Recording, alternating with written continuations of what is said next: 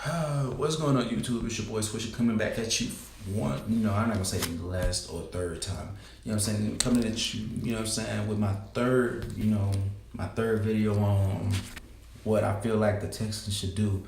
Now, in my last two videos, you know what I'm saying, I talked about, Ricky Seals-Jones and LeGarrette Blount and how those two could affect this offense. Now, in this video, I want to dig a little in depth to the offensive lineman draft moves that they made. All right, now with Kyle, let's start with Kyle Fuller. You know what I'm saying? Because I know I know y'all may want to start with Julian, but I'm gonna start with Kyle Fuller here. First off, his last name is Fuller. Let's just get that out of the way. You know what I'm saying? I don't think he's related to Will in any way. You know what I'm saying? And we know he don't got jets like him because he's a fucking lineman. No puns to the linemen, you know what I'm saying? Y'all are, without linemen, football teams wouldn't be shit. So, you know what I'm saying? Shout out to all the linemen. Shout out to everybody that's played linemen, you know what I'm saying? Because without y'all, the team wouldn't be great on offense or defense. We need y'all, big uglies, and we love y'all. Just thought I'd put that out there. But no, in all seriousness though, like I said, looking at Kyle Fuller, I agreed a lot with what the analysts had to say, you know what I'm saying, because it is hard judging a prospect like him, when you come from an offense where all you got to do is literally hold your block for a second and a half and the ball's gone.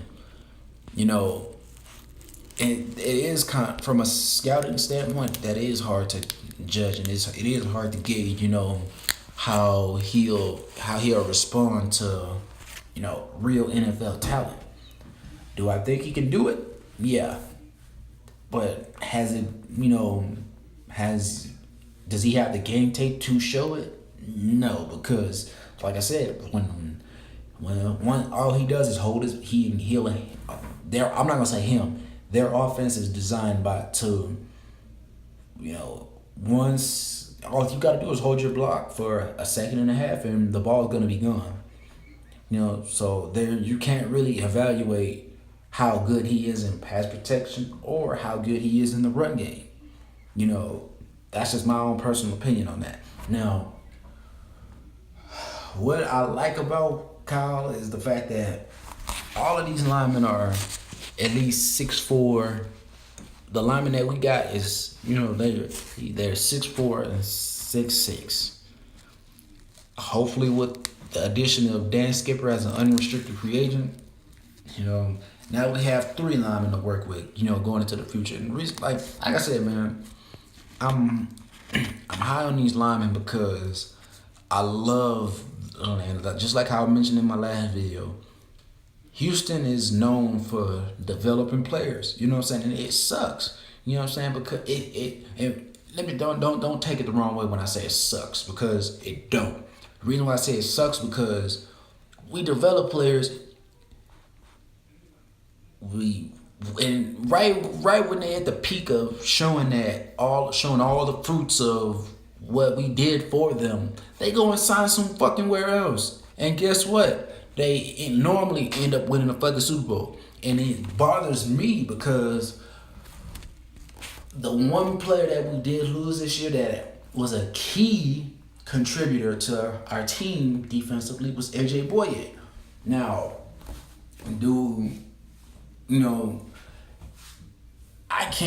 I don't want to go on record in saying that they're gonna, do it due to him, and due to player history when they leave the Texans. Like I said, look at Brooks Leary last year. He played on that Falcons Super Bowl team. Remember him? He was a Texan. You know what I'm saying? Just thought I'd put that out there too. You know what I'm saying? So yeah. And we do a good job of finding players. We do an even better job of developing them, but it's just like matter of fact, and for all you men out there that love football like I do, you can really understand where I'm coming from with this. It's just like you go and you're, say, the baddest girl in high school. She finally says, okay, I want to, I don't want to have sex with the jocks. I want to have sex with you. You know what I'm saying? But her only catch is, I'm not doing this without a rubber. Now, you know what I'm saying? Miraculously, somehow, some way, every corner store is closed in America. That's how the situation is with Houston when they get players, developing them, and then let them go. You know what I'm saying? You gotta do what it's, you gotta find a way to, keep these guys around, because, like it or not, with this draft class that we have now, if we had been able to retain AJ Boye, there would be no doubt in my mind that this team would be primed to go to the Super Bowl. Now, I will say, again, New England would be our best challenge, you know what I'm saying? But, I mean, I still, like I said, looking at how we played them last year and seeing how we did nothing but get significantly better as they did, you know what I'm saying? You now have, the opportunity to really compete, you know what I'm saying, and go further than, what you previously went. I still personally feel like they should have at least came out of this draft with either Shaquille Griffin or Jalen Myrick, you know what I'm saying? Because, in my opinion, Shaquille Griffin, like I said, and I've been saying it since I started doing my damn mock drafts, ever since I really found out about this kid, a few months ago. It was more than a few months, actually, you know what I'm saying? And like I said, when he came out and he solidified what I thought was real, with that 4.38, I was like, this kid is AJ Boye. He's just faster. You know what I'm saying? Houston didn't come away with him. I was highly disappointed about that. I would love for Houston to bust a trade or something, for a guy like him.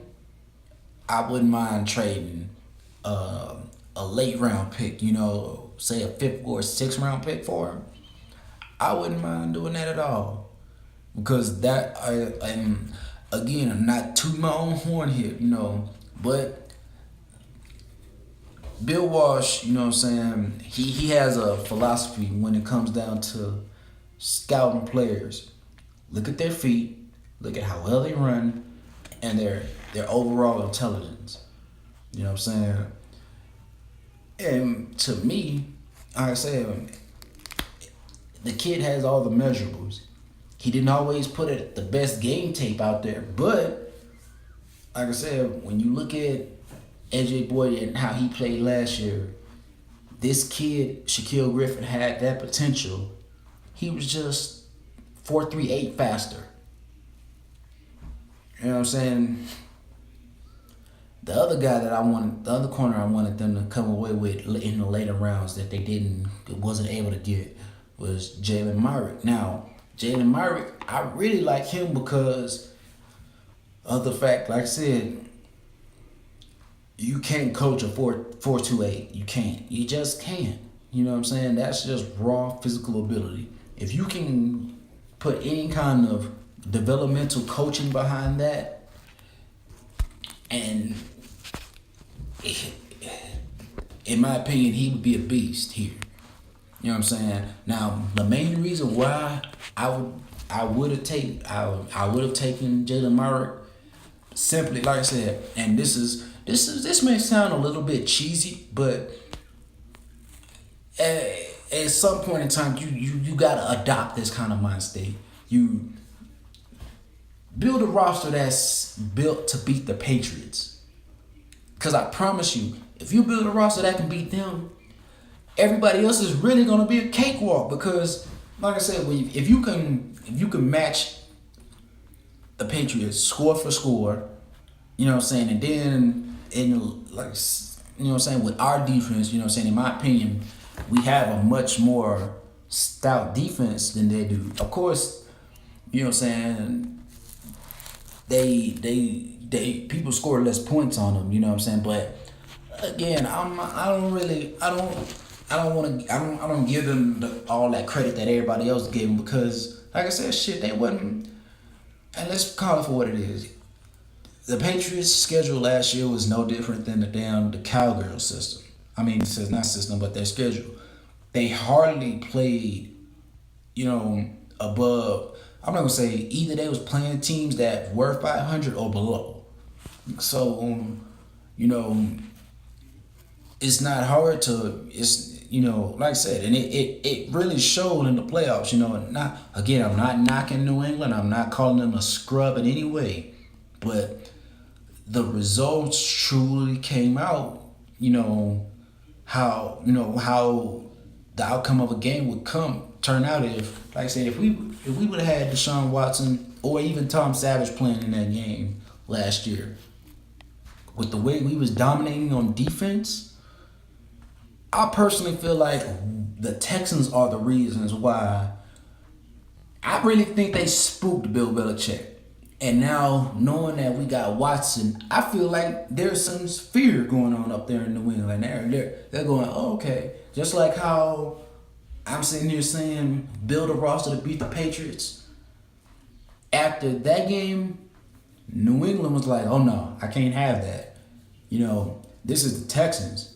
We're not used to them competing with us like that. You know what I'm saying? And they held us to a tight game. You know what I'm saying? By New England standards, that's just like how Vegeta feels with Goku. You're a lower class warrior. You know what I'm saying? How can you keep up with me? You know what I'm saying? And it really opened up Bill Belichick's eyes. You know what I'm saying? Like, wow, this team is really good. You know what I'm saying? If they get any kind of consistency on offense, they're going to push us, you know what I'm saying, to be the next dynasty in the AFC. You know what I'm saying? And like I said, Bill Belichick, he don't come out and say it, but he's a very arrogant, cocky son of a bitch. You know what I'm saying? He's quiet about it too. You know what I'm saying? And like I said, I look at a lot of things that a lot of people don't. Bill Belichick, like I said, he's not only interested in winning, but Bill Belichick is trying to Americanize his way. He's like, what I say by Americanize, he's trying to take over everything from having the best. Like I said, he's already accumulated the most wins in playoff history. He's already accumulated the most regular season wins and all that. He added on to more history this weekend by having the fewest selections, you know what I'm saying, in the draft. You know, like I said, Bill Belichick is chasing history in the game. You know what I'm saying? And it's a scary thought, you know what I'm saying, because I don't want to look at the NFL 10 years from now and see Belichick this, Belichick that, the Belichick trophy or some shit like that. You know, I do not want to fucking see that. You know, so wake up in the rest of the NFL. The AFC East, get up off y'all asses and make better moves. You know what I'm saying? It's, you know, because it starts there. If y'all don't improve, you know what I'm saying, the competition won't ever get better. You know what I'm saying? The competitiveness won't ever get better. You know, just calling how I see it, you know, but coming up on 14 minutes, man. As per usual, like, sub, and peace, man. And as always, go Texans.